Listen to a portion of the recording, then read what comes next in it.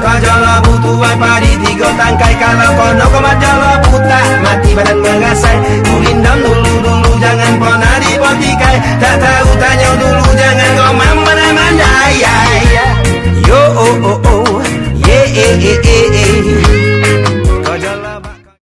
ada di tolan zaman dah tak ada mewarisi cerita bertauladan apa tak lain.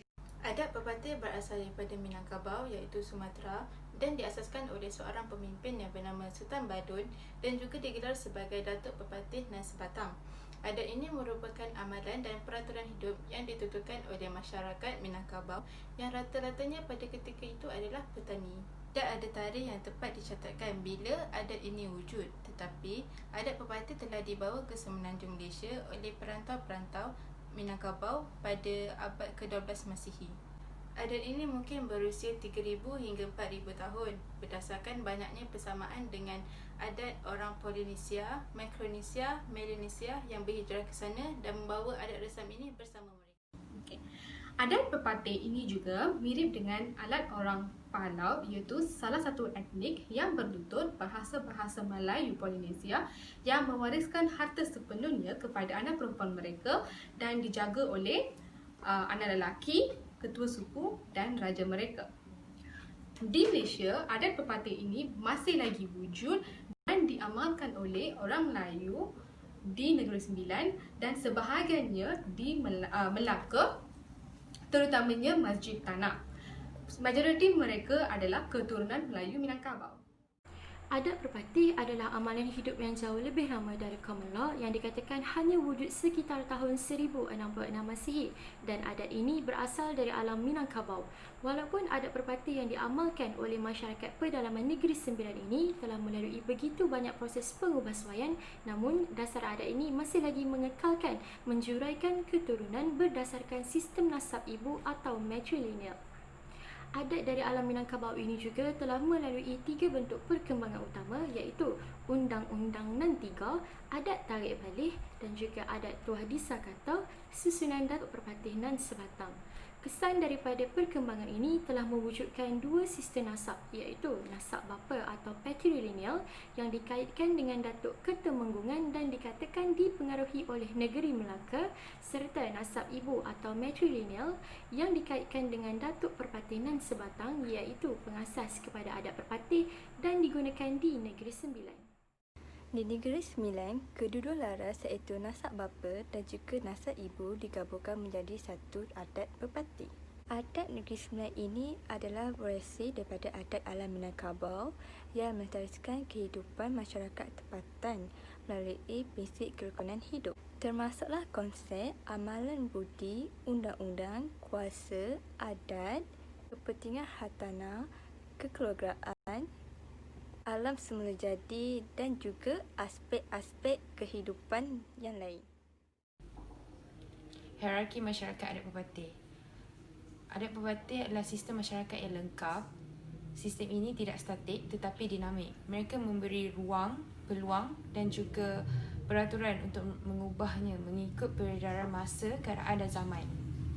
Masyarakat adat pepatih dibahagikan kepada beberapa kelompok iaitu suku yang dipecahkan kepada kelompok perut, diikuti pula dengan kelompok ruang dan yang paling kecil adalah kelompok rumpun. Dan setiap kelompok mempunyai ketua mereka tersendiri. Yang pertama adalah Kodim. Kodim merupakan ketua kelompok kekeluargaan bagi rumpun. Yang kedua adalah Besar. Besar merupakan ketua bagi kelompok kekeluargaan ruang. Yang ketiga adalah Buapak. Buapak merupakan kelompok kekeluargaan bagi perut dan yang terakhir adalah lembaga. Lembaga merupakan kelompok kekeluargaan bagi suku. Adat pepatih ini diwariskan dari generasi ke generasi melalui kata-kata berbilangan. Ia merangkumi pelbagai aspek kehidupan masyarakat yang lain termasuklah soal harta pusaka, tikam pemimpin, hukum nikah kahwin, amalan bermasyarakatan, sistem hukum bagi mereka yang melanggar adat atau kesalahan dan pelbagai aspek lagi. Peraturan atau adat itu ada perbilangannya. Setiap peraturan ada rasional atau sebab-sebab terjadinya hukum atau adat tersebut. Prinsip adat pepatih. Adat pepatih Negeri Sembilan ini mempunyai 5 prinsip utama. Keturunan dikira melalui nasab ibu. Yang kedua, tempat kediaman adalah dikuasai ibu isteri. Ketiga, perempuan mewarisi harta pusaka, lelaki menyandang saka. Yang keempat, perkahwinan sesuku atau seperut dilarang sama sekali. Dan akhir sekali, perempuan boleh menjadi ahli sesuatu suku. Mari saksikan dengan lebih lanjut penerangan setiap prinsip yang akan diberikan secara terperinci. Silakan. Kisah bermula mulut orang kampung, kisah ramai gadis cantik. Selamat pagi, boleh saya masuk? Mila, cepat masuk. Hai Kak. Sila duduk.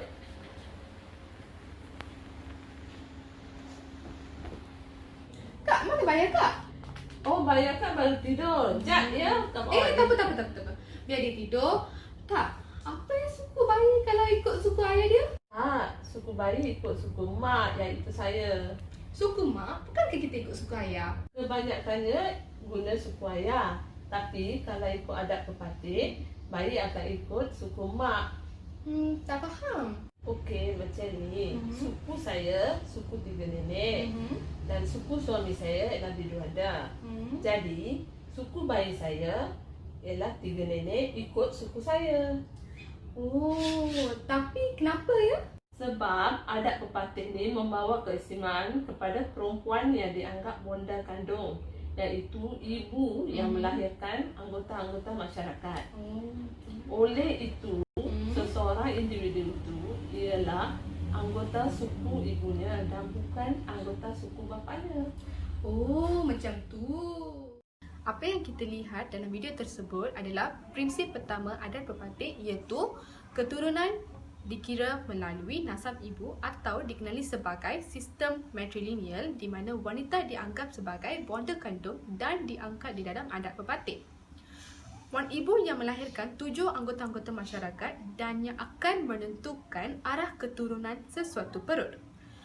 Seseorang individu adalah anggota suku ibunya dan bukan anggota suku bapanya.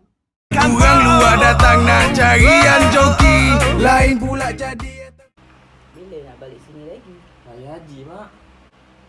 Baliklah selalu. Sunyi rumah ni kamu tak ada. InsyaAllah, Mak. Saya kan dah kahwin dengan orang Negeri Sembilan. Kenalah ikut adat pepatih orang Negeri Sembilan. Lagipun saya kena uruskan tanah isteri saya tu. Yelah. Dah kahwin dengan orang Negeri Sembilan. Kenalah ikut adat diorang. Iyalah Mak, dia baik dulu yo. Bila dah salam dengan keluarga kamu di sana tu. Okey, Mak. Video yang ditunjukkan tadi adalah video di mana seorang suami mengikut isterinya ke kampung halaman. Kerana mengikut adat pepatih orang Negeri Sembilan, lelaki seharusnya mengusahakan tanah keluarga milik isterinya dan meninggalkan kampung halamannya serta menetap di kawasan ibu isterinya sebagai orang semenda. Yang luar salah tafsir kau bagadis, kita bahaya lo pencoran semua. Ni mak kau ada ni nak suruh dengan harta. Harta apa pak? Harta Tak ada apa? Tak ada. Apa pasal? Ni ikut ada pepatih. Perempuan saja. Macam ni, ikut adat pepatih ni, yang lelaki memang tak dapat tu. Semua kasih kat orang perempuan. Habis Anis tak dapat apa ke? Tak. Tak dapat. Cuma abang dapat sikit je. Sikit. Jadi bersyukur. Tapi diorang dapat tanah. Adik dapat sikit. Ha?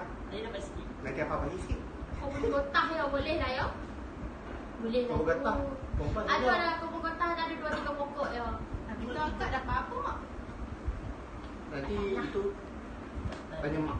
Mak Dapat apa mak? Nanti mak uruskan. Kau dapat lah sekedar tanah banyak-banyak sikit. Adik kau ni bagilah tanah yang ada 2-3 pokok gotah ya. Boleh lah tu. oh, macam tu. Saya faham ya. Sebab ikut ada pepatih ni kan. Kita ni, orang perempuan ni, lagi tinggi ya dari mereka orang lelaki ni. Nanti kalau akak kahwin, kita tinggal tak miskin lah akak. Tak miskin lah. Sebab lagi boleh hidup kalau campak dalam hutan. Kau dengar tu? Faham lah ya? Faham lah ya? Faham, Boleh lah ya? faham. Minum lah bapak minum. Okey, dah faham video tadi? Dalam jawatan yang ada dalam adat berpati, hanya kaum lelaki sahaja yang akan menyandang jawatan tersebut, manakala kaum wanita pula akan mewarisi pusaka daripada keluarga ibunya. Adat ataupun tanah pusaka akan diserahkan kepada kaum wanita semata-mata untuk menjaga kehormatan dan maruah kaum wanita.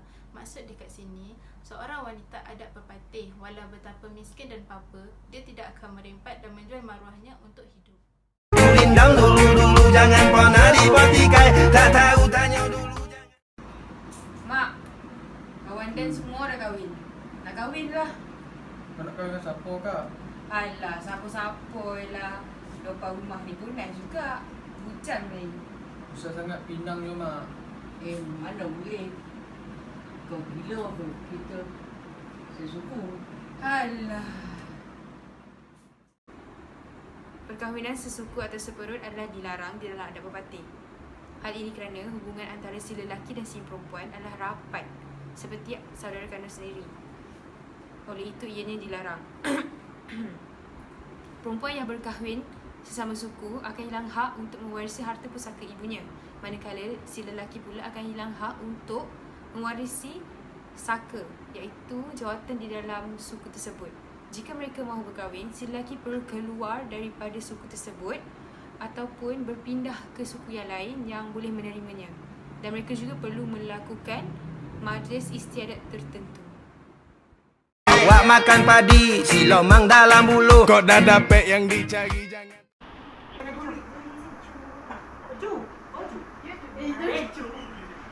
Mana pakai tu? Tak alih kau. Jadi kau jadi marah. Keluar rumah.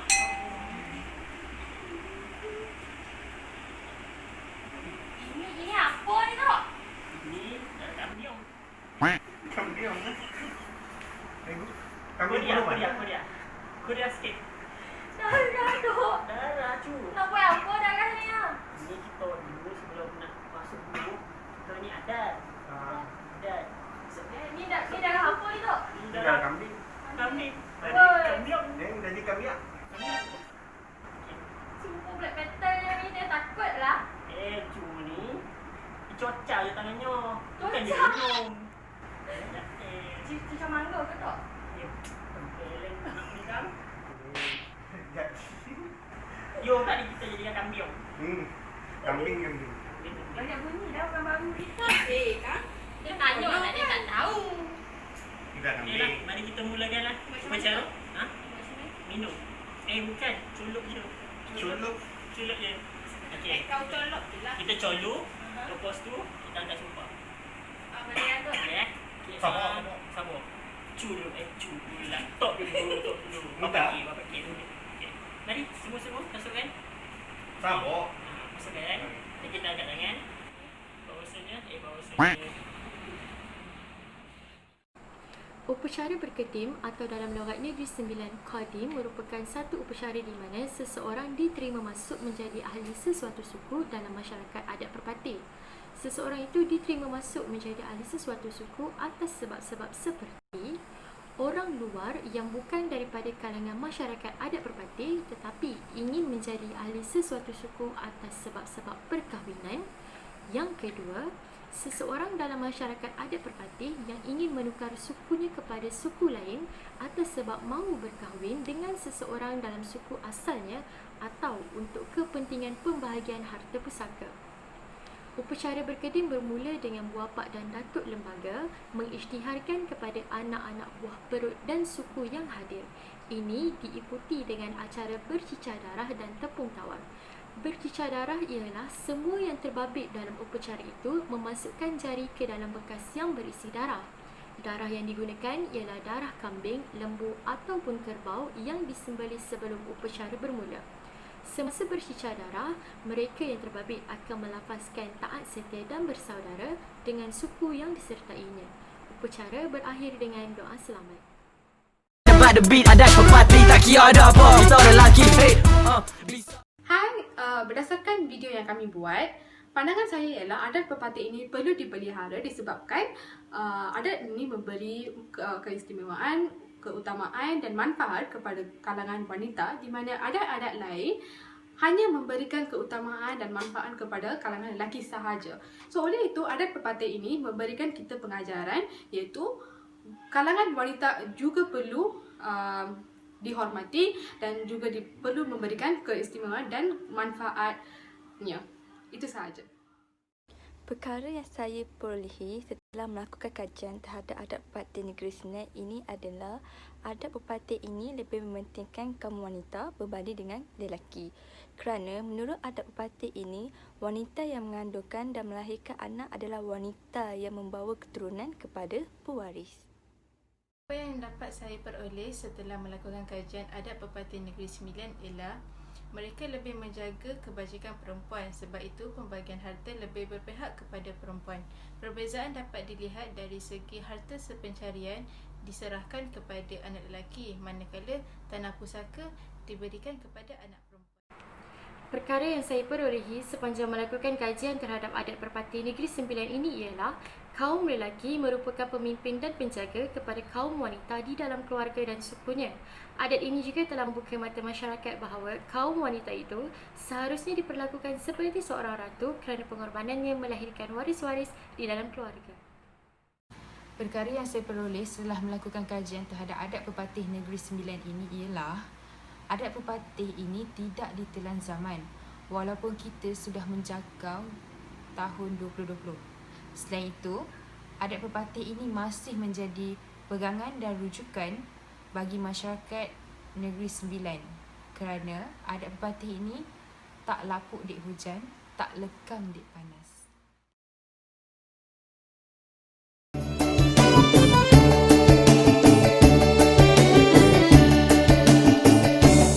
Budaya disanjung tinggi, adat pepatih dijaga.